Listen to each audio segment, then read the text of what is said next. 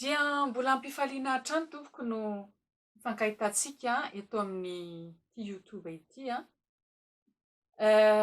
izay ao anatin'ny andarana episode maromaro ao anatin'ny hoe Fihaonana Tsy Nampoizina. Misaotra anareo izay nanao abonnement. Tsy hanenena anareo izany ary faly manana anareo anatin'izany abonnement izany. Androany dia fihaonan'ilay mpanenjika maherisetra no hitantsika. Fihaonan'ilay mpanenjika maherisetra. Ny lehilahy resahantsika eto dia lehilahy mitonona ho manana fiaviana roa samihafa. Hebreo satria manana ray sy reny Hebreo, ary koa Romanina satria teraka tao Roma. Nandrato fianarana ambony izy ka nahatonga azy hanampahaizana sy nitolona ho an'ny finoana. Finoana izay naoriny razambeny efa 100 taona maro. Ho azy dia masina ireo finoana sy fombafomba ireo na dia olombelona ihany aza no nametraka azy. Fanarahana anjamba ny finoana sy ny fombafomba ny razana no nahatonga an'ity lehilahy ity ho mpanenjika izay rehetra tsy manaraka izany. Ohatra, nankasitrahany ny famonoanan'i Etienne, martyran'i Jesosy voalohany. Nenjehany sy norohana hiala ny tranony ny lehilahy sy ny vehivavy ka nogadrainy ary nankatoaviny ny famonoana azy ireo. Ary ny tena loza dia notereny anirantsira sy andany anaran'i Jesosy izy ireo. Hatramin'ny fiangonana kristiana koa dia nenjehany. Manoloana an'izany anefa dia nahatsiaro manao ny mety sy ny marina foana izy. Farisianina izy izany hoe ao anatin'ny antoko politika sy ara-pinoana izay mankatelina sy manaja ny fomban-drazana sy ny lalàn'i Mosesy.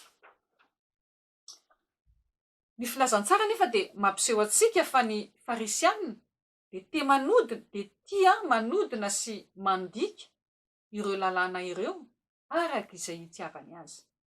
Etsy andaniny koa dia mampianatra sy mampita izany lalàna izany izy, nefa tsy manaraka sy manaja izany akory eo amin'ny fiainana andavanandro.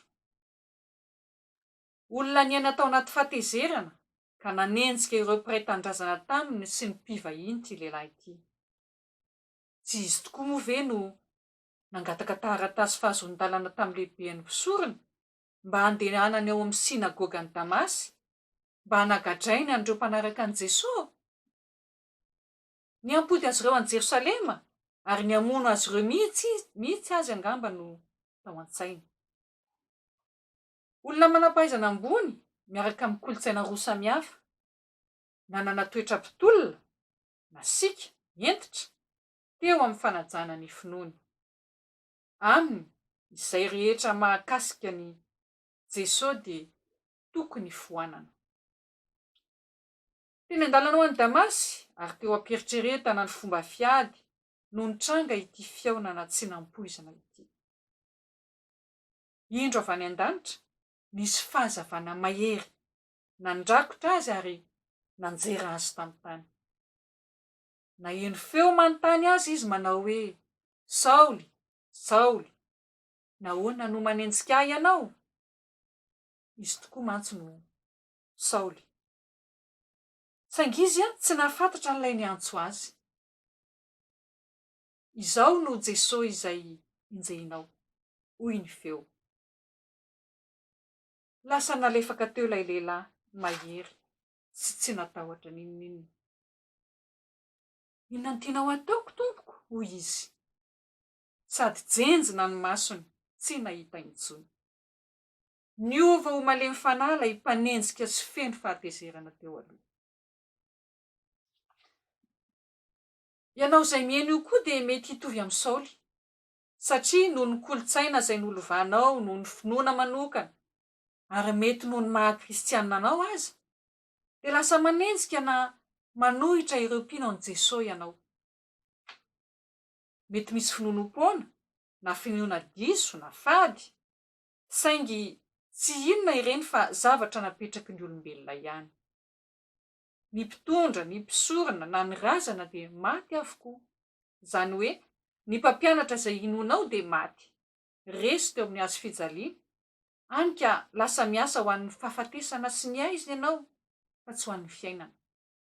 Jesosy kosa dia nitsangana tamin'ny maty, naresy ny fahafatesana, velona mandrakizay ary miasa ho an'ny fiainana sy ny fahazavana.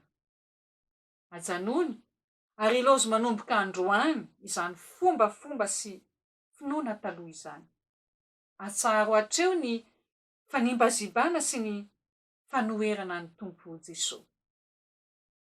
Amin'ny alalan'ny fanahy masina dia afaka mitsidika anao izy, na mandefa anjely, na manome fahitana, na manolotra ny evanjely.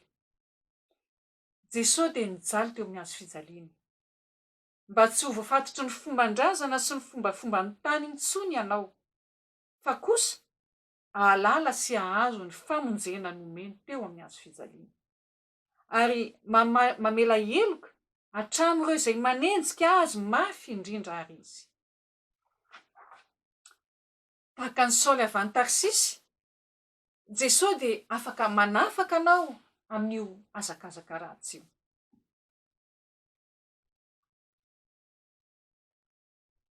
Io Saoly io dia niova ho apôstôly Paoly, mpanaradia sy mpianatra Jesosy. Sitrana tamin'ny fahajambana izy, feno ny fanahy masina ary nahatsapa fa diso ny zavatra nokendreny teo aloha. Tsy manafaka ny fomba-pivavahana. Tsy manafaka ny finonom-poana nentim-paharazana. Ary tsy misy ilana an'izany akory, tsy ilaina akory ny miady ho an'izany. Androany dia fifandraisana manokana no atolotra anao. Lazao an' Jesosy tsotra fotsiny hoe iza ianao. Mibeba noho ny tsy fahalalanao.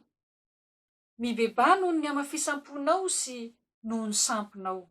Antsoa izy, manatona azy fa Andriamanitra fitiavana izy ary vonina ny amelanao. Avy amin'ilay lehilahy masika, mpihetraketraka, mpaniratsira taloha, Jesosy dia te hanovanao ho fitaovam-piadanana, ho fitaovam-panasitranana, ho fitaovam-piantrana, ary ho fitaovam-pitahiana. Aza velan-dalo fotsiny izany antso izany satria antso tokoa mantsy izany, antso ho anao izay mihaino amin'izao fotoana izao.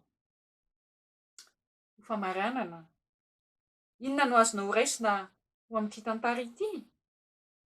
Ity tantara ity dia tantaran'ny Saoly hita ao amin'ny Asan'ny Apôstôly, toko 9:1-7, toko 7:1-20, sy ny 9 ary ny toko 9:20-20. Hita ihany koa amin'ny Filipianina, toko 13:1. Dia aoka isika ho mafy sy ahery hatrany eo amin'ny fanarahan'ny Tompo ary tahin'ny Tompo hatrany tokoa.